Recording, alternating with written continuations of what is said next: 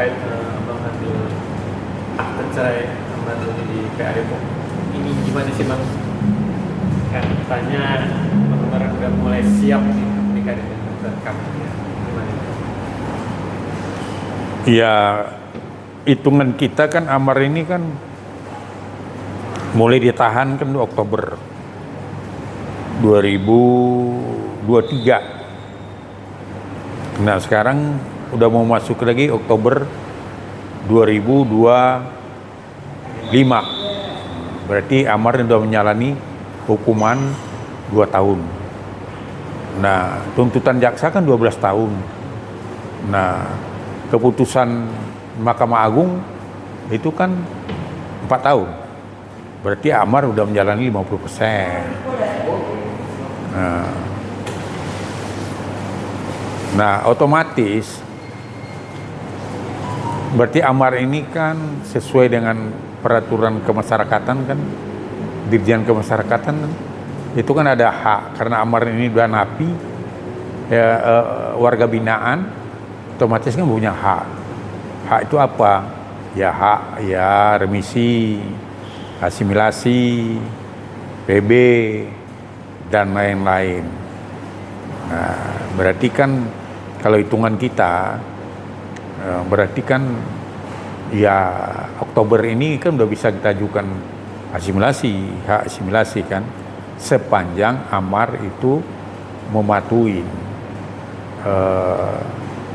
SOP yang ada di lapas. Karena apa? Seorang warga binaan itu kan dapat memperoleh haknya dan wajib melaksanakan kewajibannya. Dalam hal itu yaitu tadi aturan-aturan yang ada itu jangan pernah ada dilanggar kan gitu. Kemudian dia harus menjalani pembinaan-pembinaan yang dilakukan oleh petugas lapas. Ya kan? Kemudian juga dia akan menjalani semua apa yang diatur dalam SOP-nya lapas. Terkait abang ke PA Depok ambil akte cerai, emang sudah berhembus kabar abang sudah mau serius lah ke jenjang pernikahan ini? Ya kenapa kan seperti kami bilang tadi bahwa itu kan Amar itu kan mendapat hak, ya kan? Nah, jadi kan kalaulah seandainya ya dia bisa sesuai harapan kami, ya, tentu kan ya kalau bisa dikabulkan asimilasinya, ya berarti dia akan keluar dari lapas dong. Otomatis kan yang selama ini kan yang pasti media tahu bahwa yang menangani kasus perceraian kan saya sebagai PH-nya. Otomatis kan saya itu harus mempertanggungjawabkan pekerjaan saya kepada Amar sebagai klien. Nah, berarti kan yang pertama yang akan ditanyakan Amar tentu haknya itu yang ya tentang hak akte cerainya karena itu sangat diperlukannya. Nah, kemudian juga di situ saya ambil juga kan keputusan ingkrah. Nah, keputusan ingkrah itu apa gunanya? Ya karena kan di situ di pasal di poin 3 di petitum poin 3 itu kan ada di situ masalah hak asuh karena Amar ini menikah dengan mantan istrinya Iris Bella kan ada 2 anak kandung yang ada ya kan? Nah, karena ada diatur di petitum itu hak asuh, bahwa hak asuh memang di tangan Iris, tapi kan ada akses yang seluas-luasnya diberikan kepada Amar untuk mengasuh, membesarkan anaknya bersama. Nah, tentu nanti dasarnya kan itu. Keputusan ini kan yang jadi dasar nanti bagaimana aturannya, nanti bagaimana Amar menjenguk anaknya, menjemput anaknya, mengembalikan ke sana atau membawa anaknya bermalam di rumah. Nah, ini kan dasarkan dari keputusan itu. Nah, otomatis ya karena sekarang ini Iris kan udah punya suami. Nah, tentu ada aturan juga etika yang harus dipatuhi. Kok nggak mungkin datang nyelonong aja ke rumahnya Iris, dia kan udah punya suami. Nah ini kan nanti itulah payung hukumnya, aturan itu nanti dipakai kan pasti sesuai dengan keputusan pengadilan yang ingkrah, pengadilan agama Depok itu. Nah disitulah akan diatur nanti tentang hak asuh itu. Nah itulah kenapa kami datang ngambil itu, karena dalam perkiraan kami kan Amar ini kan ya udah hitungan bulan ya, itu dia bisa merasakan udara bebas kalau seandainya dia mematuhi segala aturan yang ada, dan mungkin dia juga harus mempunyai kegiatan-kegiatan positif yang akan menambah, mempercepat dia keluar. Nah, contohnya mungkin dia khatam Al-Quran, kemudian dia mungkin sebagai memberikan bimbingan bisnis YouTube, TikTok mungkin ke para napi lain, semacam supervisor. Nah ini kan akan menambah juga, atau dia nanti jadi pengurus masjid. Nah ini kan menambah nilai-nilai positif yang akan mempercepat dia bisa dikabulkan asimilasinya. Bisa dibilang ini kabar bahagia juga buat Dokter Kamila ya, karena kan selama ini kan yang sering jenguk kan Dokter Kamila. Terakhir jenguk apa tuh? Terus ada obrolan apa? Kalau terakhir itu kan masih di Rutan Salemba. Ya kalau menjenguk dokter itu kan sebenarnya kan Bu Dokter nggak perlu sama saya kan. Karena apa, saya ini kan PH. PH itu kan kalau datang cuma masalah hukum dan masalah hak-hak dan kewajibannya yang saya harus perjuangkan di lapas. Ya kalau yang lain-lain saya ya nggak apa. Kalau Ibu Dokter Kamila kan dia hampir 2 kali seminggu menurut informasinya.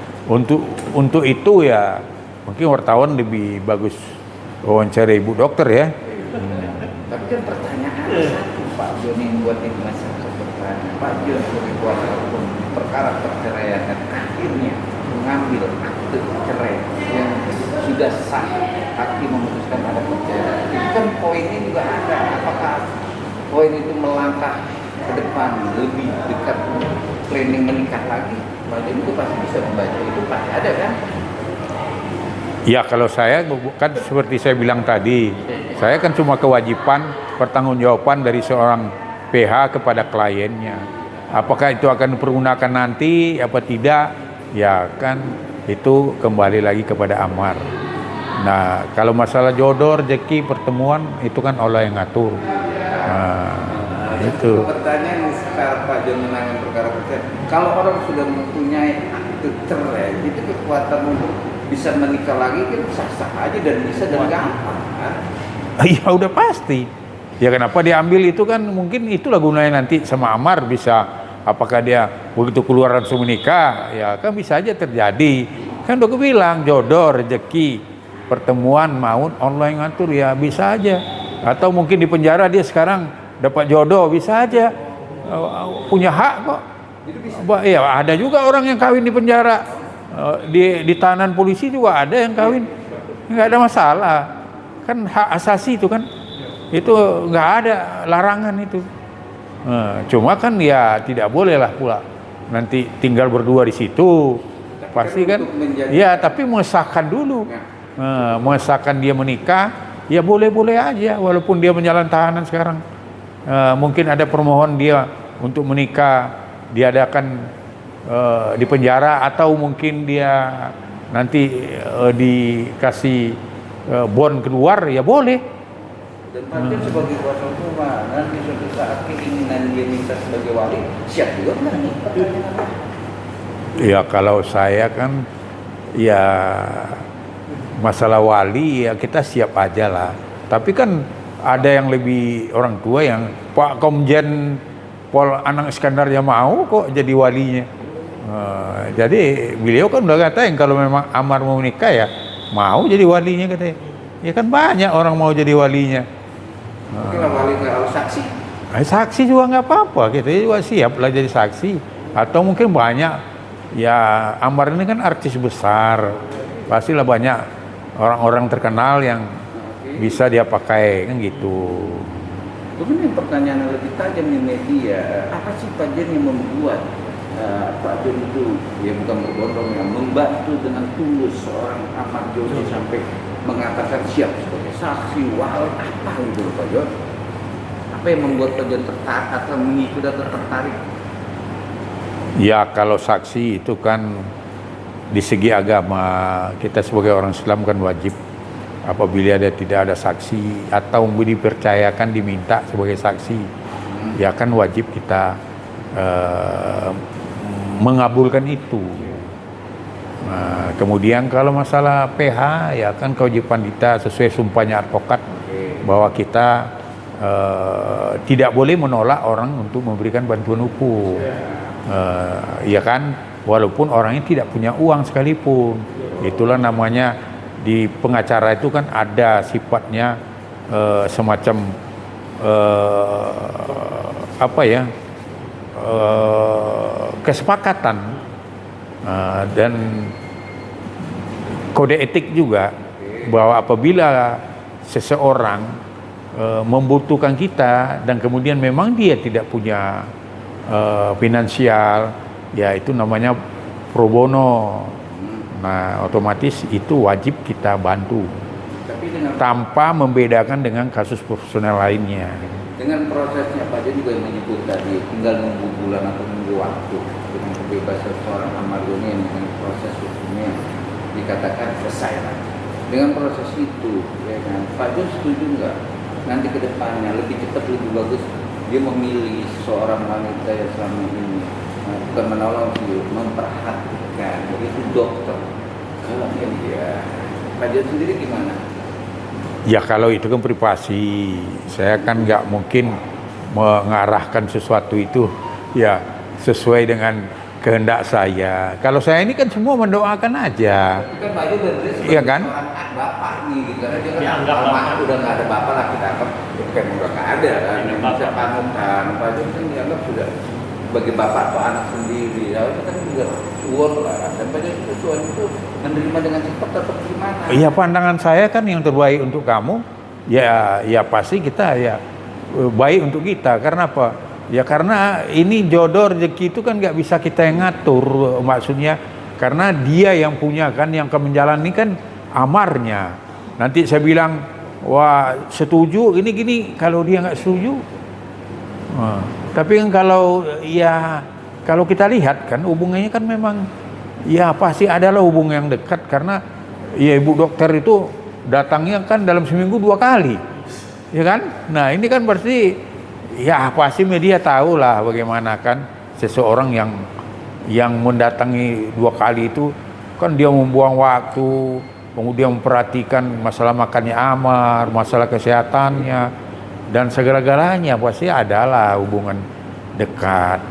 Nah, tapi kan tidak pernah juga saya dalam arti untuk mencampurin gitu, dan juga mengasih sporting juga enggak juga, karena mereka kan udah dewasa dan enggak mungkin juga kita itu bisa mengarah-ngarahkan, ya tidak bisa. Tapi kan ini seorang wanita yang kita anggap sayang sama Ahmad Joni, memperhatikan.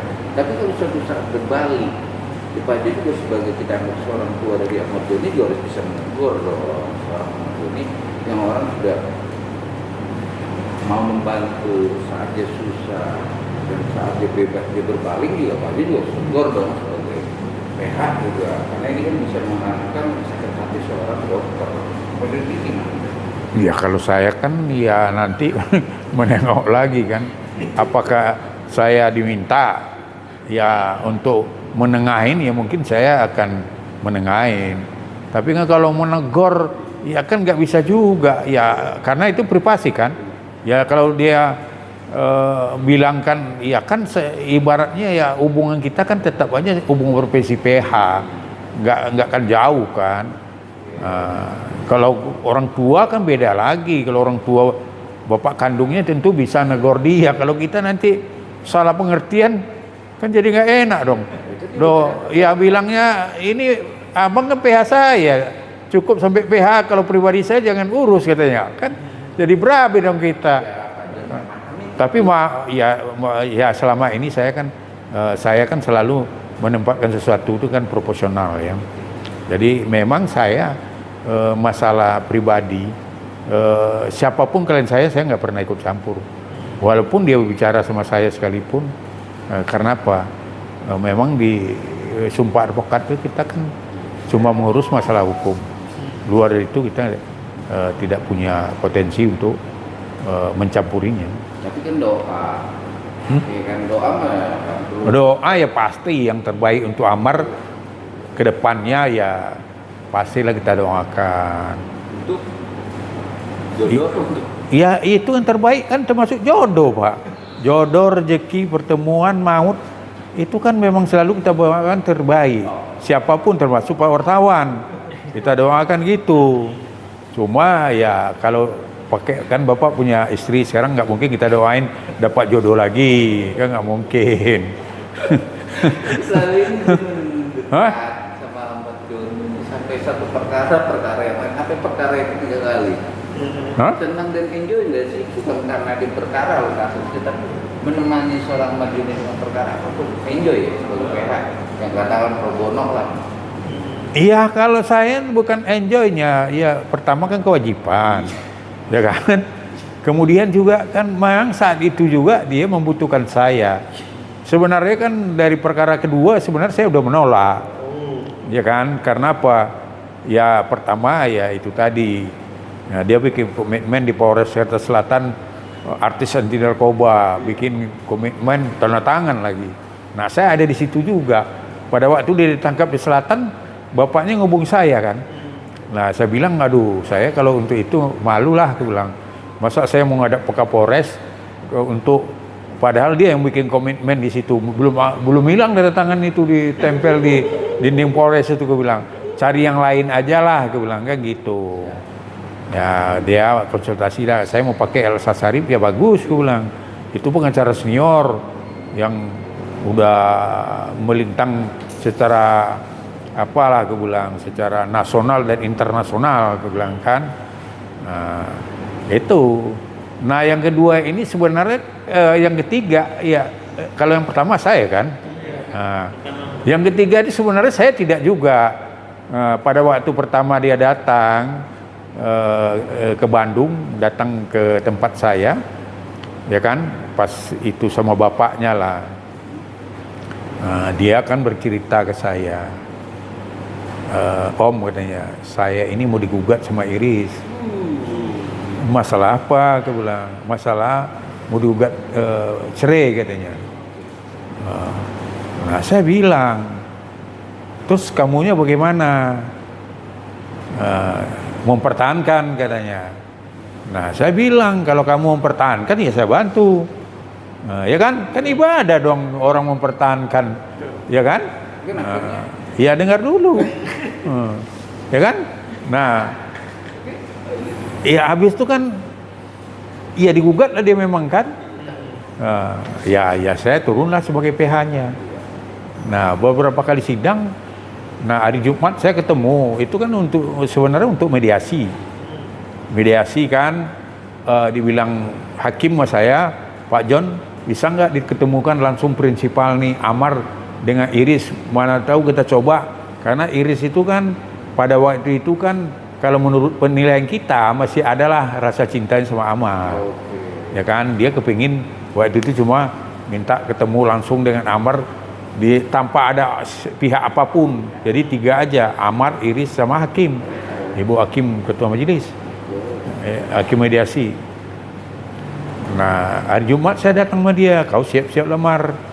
Nah, nanti datang sidangnya kalau nggak salah hari apa Senin. Ya kan.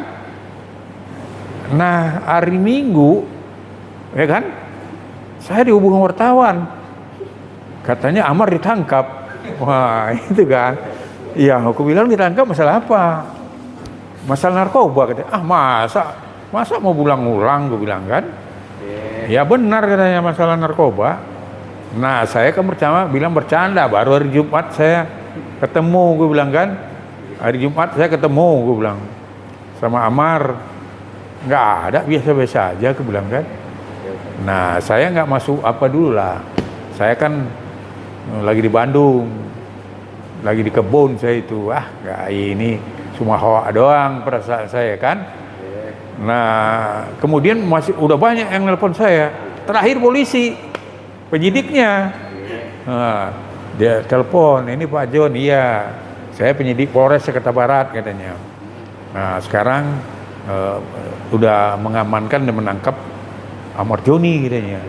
Loh, kasus apa Pak? Nah, ya dia ceritakan lah. Nah, dan sekarang Pak John diminta katanya untuk jadi PH-nya Amar oleh Amar, dan permintaan kami juga katanya, karena selama 3 hari ini ada yang pengacara yang mendampingi dia, giliran mau pemeriksaan karena udah 3 hari ditahan, orangnya nggak ada lagi. Ya saya nggak sebut nama orangnya lah, pasti media tahu lah ya. Dia mengejar juga. Dia mengakui. Kemudian itu LSM nggak pengen membantu sukarela. Nah, ya karena satu saya PH-nya masalah perkawinan, kemudian kan ya polisi udah melakukan penunjukan, polisi yang minta ke saya melakukan penunjukan kepada saya untuk jadi PH-nya Amar.